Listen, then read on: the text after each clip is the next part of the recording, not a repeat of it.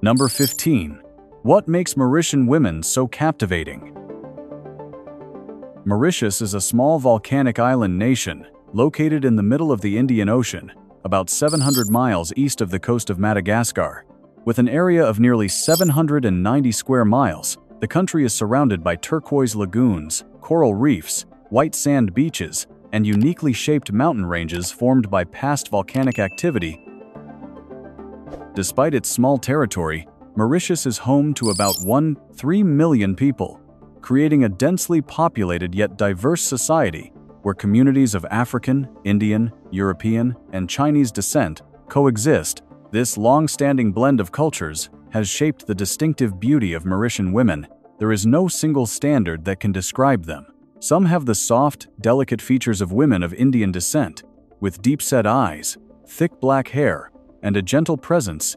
Creole women often stand out with healthy brown skin, striking features, natural beauty, and confidence in the way they communicate. European and Chinese influences further enrich the appearance of women on the island, from skin tones and hairstyles to fashion styles. In everyday life, Mauritian women may wear modern clothes to work, light floral dresses while walking around town, or colorful saris during Hindu festivals. On important religious and cultural occasions, traditional clothing is often paired with jewelry, bold colors, and striking patterns, allowing them to express pride in their heritage. However, the appeal of Mauritian women is not limited to their appearance. Their friendliness, strong family values, adaptability, and the way they preserve tradition within a modern society are what make their beauty come alive. They represent Mauritius itself, colorful, approachable, strong, and difficult to confine within any simple definition. Number 14. Africa's happiest country. Mauritius is often mentioned as one of the countries with the most notable quality of life in Africa. The island nation ranked 78th in the 2025 World Happiness Report and held the highest position on the continent. This achievement comes not only from its turquoise beaches, pleasant tropical climate, or relaxed pace of life along the Indian Ocean. A more important foundation lies in the way Mauritius invests in its people, maintains social stability, and builds a welfare system that helps residents access essential services. Education is provided free of charge through the university level, opening up learning opportunities for children from different social backgrounds. A child born into a working-class family or in a poor fishing village can still attend school, pursue higher education, and seek a better future. This helps ensure that education is not limited to families with financial means, but becomes an important tool for reducing social inequality and improving the quality of the workforce. The public healthcare system also helps reduce financial worries when people become ill. In addition, students, older adults, and people with disabilities receive free access to public buses and light rail. These policies may seem small, but they have a direct impact on daily life because they make it easier for people to reach schools, hospitals, workplaces, and public services. At a time when many African countries still face difficulties in education, healthcare, and transportation, the Mauritian model stands out. However, happiness here does not mean that life is completely free from pressure, inequality, or economic hardship. What matters is that people feel they still have opportunities, support, and are not left alone when facing hardship. Therefore, Mauritius's happiness is not found only in tourist postcards. It is also built through schools, hospitals, public transportation, and the belief that society is willing to invest in every person's future. Number 13. The country with no army and no enemies. Since gaining independence in 1968, Mauritius has chosen a path very different from that of most countries around the world. It has not established a standing army. The island nation does not possess tanks, fighter jets, large warships, or a large-scale military command system. Instead, security responsibilities are assigned to the police force, the Special Mobile Force, and the Coast Guard. These units are responsible for maintaining public order, protecting territorial waters, controlling borders, combating smuggling, and assisting the public during natural disasters or emergencies. Its isolated location in the Indian Ocean means that Mauritius has no land borders to dispute with neighboring countries. Since becoming independent, the country has also not experienced war. Political power has mainly been transferred through elections within a parliamentary system influenced by the British model, rather than through coups, violence, or armed conflict. This stability has helped Mauritius build the image of a cautious, peaceful nation that is rarely drawn into international confrontations. Mauritius was ranked the most peaceful country in Africa and 22nd in the world in 2025. This achievement shows that peace there is not only the result of its geographic location, but is also maintained through stable political institutions, the legal system, and the ability to resolve disagreements through dialogue instead of allocating a large portion of its budget to weapons. Mauritius focuses more resources on schools, hospitals, public transportation, and social support programs. The country's strength is therefore not measured by the number of soldiers or military equipment, but by public safety, the quality of education, and trust in institutions. Mauritius shows that sometimes the most effective way to protect a country is not to build a large military, but to create a society stable and educated enough to have fewer reasons to fall into conflict. Number 12. Everyday island life. Away from the luxury resorts, infinity pools, and beaches designed specifically for tourists, visitors encounter a Mauritius that is far more familiar, lively, and authentic. Everyday life does not take place behind hotel gates, but in crowded markets, family kitchens, bus stations, and neighborhoods where people know one another. Mauritian Creole can be heard everywhere.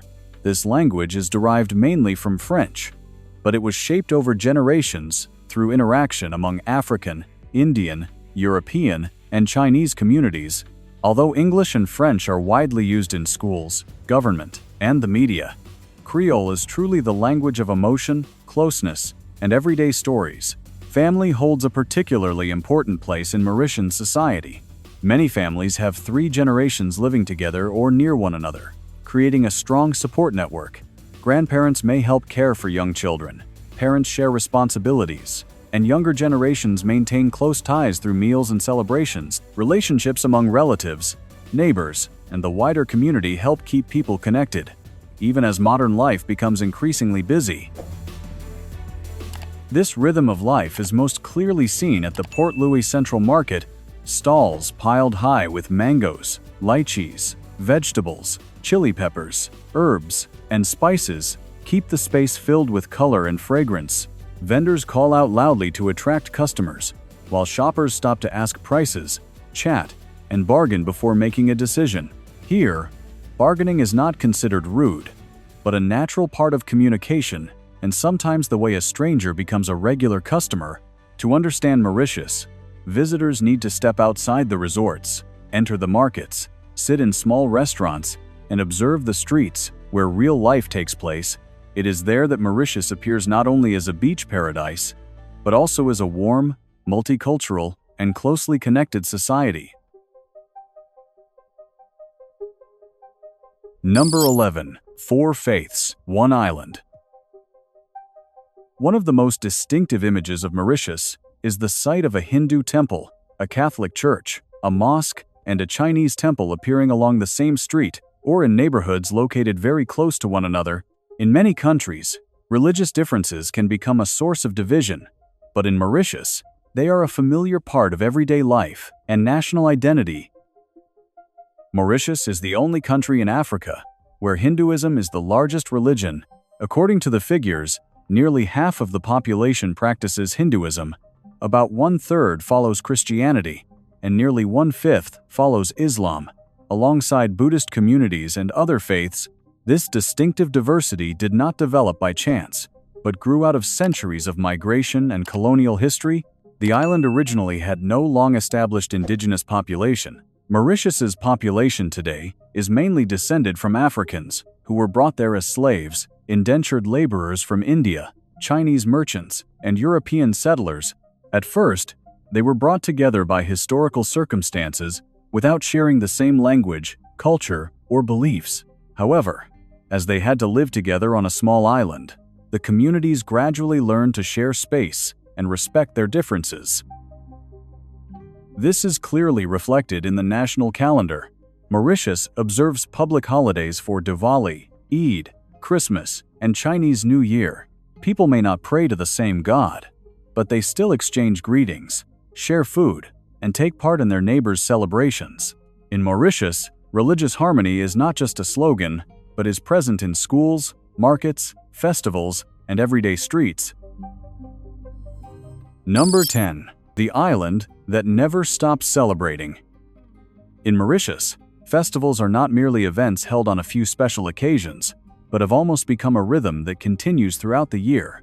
The diversity of religions and ethnic backgrounds has created a packed cultural calendar in which Hindu, Muslim, Christian, Chinese, and Creole traditions follow one another. Each festival has its own distinctive character, but together they reflect how different communities have learned to share a small island. The most prominent is Maha Shivaratri, one of the largest Hindu pilgrimages outside India.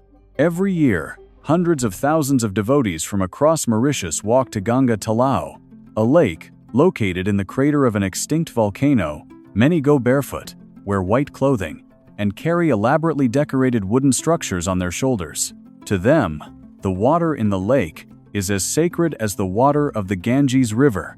The Indian laborers who once came to Mauritius could not return to their homeland, so they created a new spiritual space on the island itself. The Thaipusam Cavity Festival expresses faith in a more intense way. Some devotees perform rituals involving piercing their skin with needles or carrying heavy decorative objects on their bodies as an expression of devotion, gratitude, and the ability to endure suffering for their religious beliefs. When Diwali arrives, homes and neighborhoods are illuminated with lamps, transforming the night into long stretches of light. Holi brings a completely different atmosphere, as colored powder is thrown into the streets, covering the clothing and faces of those taking part. Eid is marked by prayer, reunions, and family meals, while Christmas, Chinese New Year, and Sega festivals continue the series of cultural activities throughout the year. What is most remarkable is not only the number of festivals, but the way the entire society shares in them. When one community observes a sacred day, schools and many businesses close, while neighbors from other religions still exchange greetings, share food, and join in the celebration. In Mauritius, festivals not only honor individual faiths, but also become a bridge between different people. Number 9. A Feast of Four Cultures. Mauritian cuisine is not only a combination of many delicious dishes, but also resembles a vivid record of the island nation's history. Over hundreds of years, people from India, Africa, China, and Europe brought their own spices, ingredients, and cooking techniques to Mauritius. As these communities lived together on a small island, they gradually adapted their recipes, used local produce, and learned from one another's cooking methods. The result is a cuisine that does not belong entirely to any one country, yet carries the influence of them all. The most famous street food is dole puri. It is a thin, soft flatbread made with ground yellow split peas, then rolled with curry, chili sauce, pickled vegetables, or a variety of other sauces. Dole puri is affordable and sold in markets, on street corners, and at small food stalls. People from different religions and social classes can all enjoy this dish together, making it one of the clearest symbols of unity in Mauritius. Another popular dish is gâteau piment, small lentil balls mixed with spices and fried in hot oil. The outside is crispy, while the inside remains soft, fragrant, and mildly spicy. Rougaille has a more distinctly Creole style. This tomato-based sauce is usually cooked with thyme, chili peppers, onions, and meat, fish, or seafood, creating a flavor that is both rich and familiar. Indian influence is present in biryani, samosas, and many richly spiced curries. The Chinese community introduced stir-fried noodles and quick cooking techniques using large woks. From the waters surrounding the island, people catch octopus and other fresh seafood, then grill them, cook them in curries, or prepare them as vinde with spices, vinegar, and mustard. Desserts and drinks also reflect the tropical climate, from coconut cakes to sweet, refreshing glasses of alauda made with milk and basil seeds. In just one afternoon at a Mauritian market, visitors can taste influences from several continents. Each dish is like a chapter of history, telling the story of people who once crossed oceans and together created the identity of this island nation. Number 8. Facts that sound made up.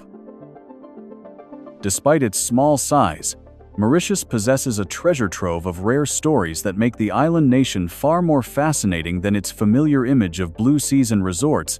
One of the most famous stories began in 1847, when Mauritius became one of the first places outside England to issue postage stamps. The two stamps, known as the Mauritius Blue Penny and Red Penny, quickly became treasures among collectors. Because so few still exist, some of these stamps have been sold for more than $1 million USD. A small piece of paper once used to send a letter can therefore be worth as much as a luxury villa today.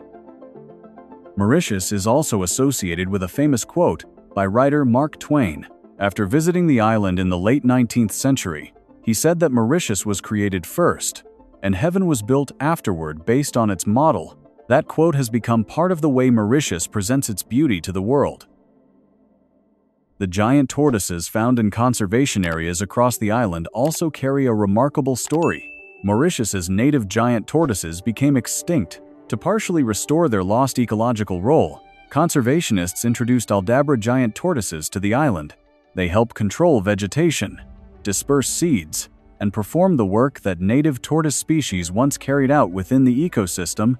Language in Mauritius also reflects the country's complex history. The island nation does not have a single clearly designated national language. English is commonly used in government.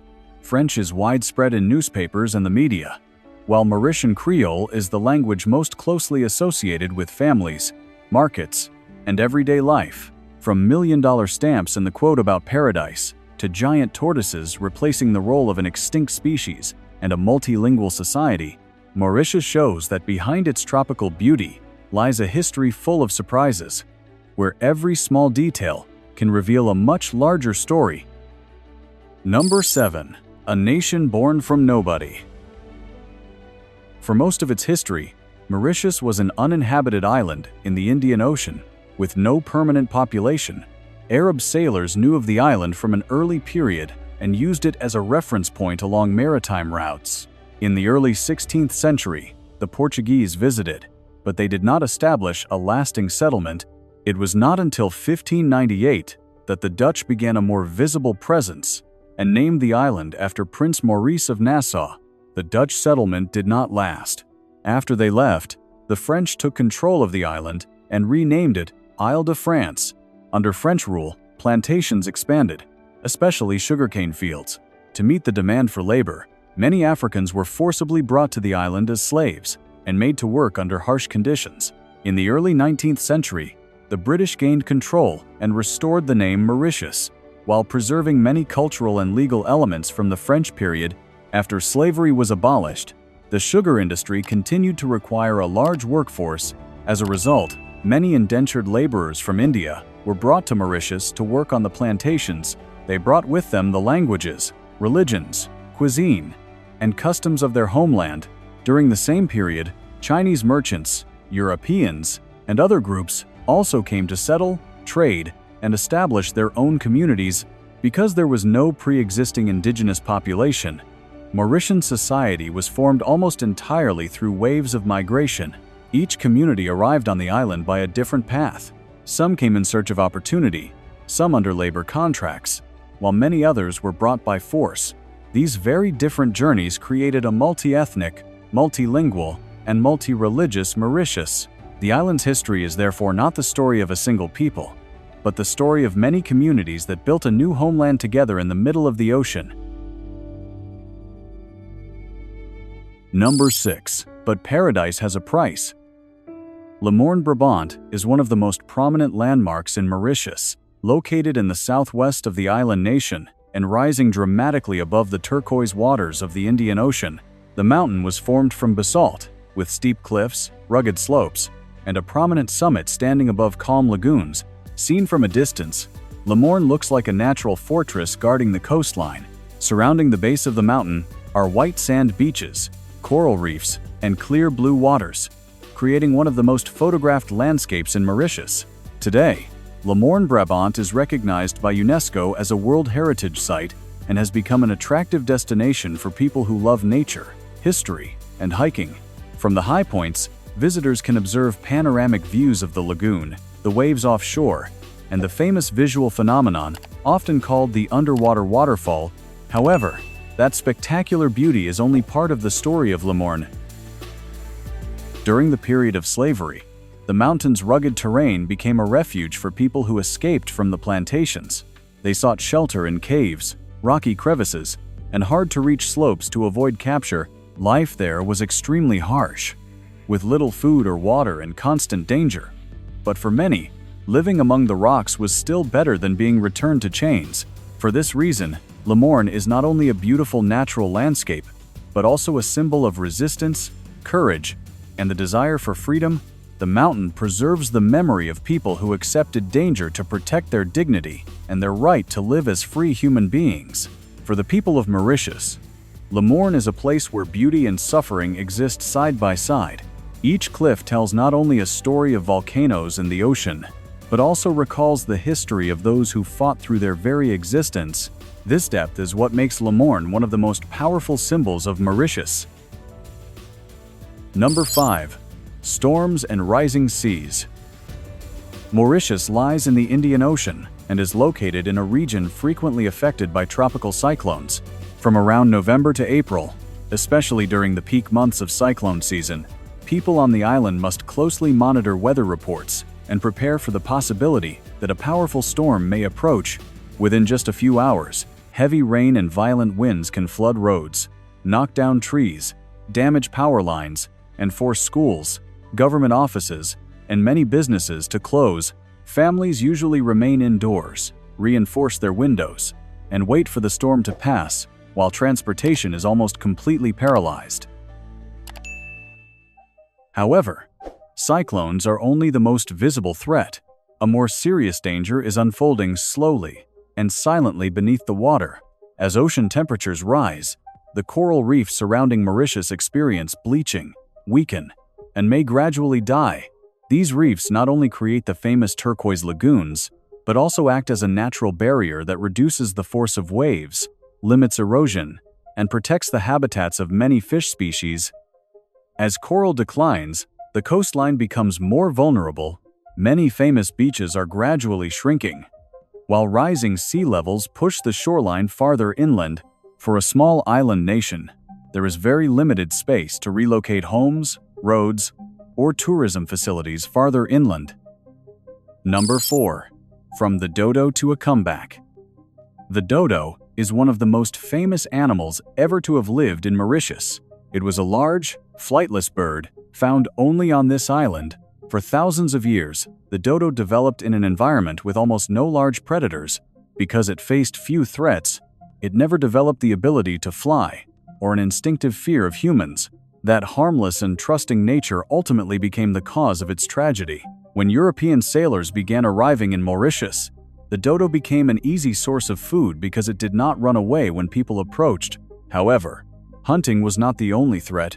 Ships also brought rats, pigs, and many other invasive animals. They destroyed nests, ate eggs, and competed with the dodo for food, causing the bird's population to decline rapidly. Less than a century after humans began establishing permanent settlements on the island, the dodo had disappeared completely. No living individuals remained, and even today, the world does not possess a single, complete, intact specimen. The dodo now appears on the coat of arms of Mauritius and has become an important national symbol. However, its image does not only serve as a reminder of the past, but also carries a warning. It shows how quickly a species can be wiped out when its habitat is altered, and humans fail to recognize the consequences in time.